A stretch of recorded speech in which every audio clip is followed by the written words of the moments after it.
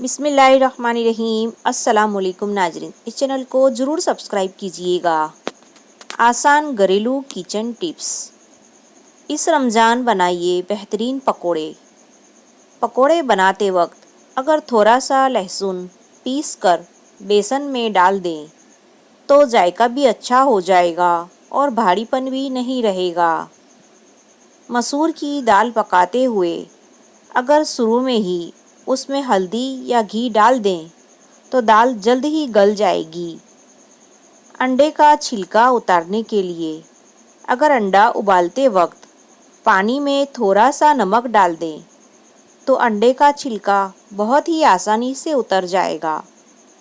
नमक डालने से उबालते वक्त अंडा टूटेगा भी नहीं।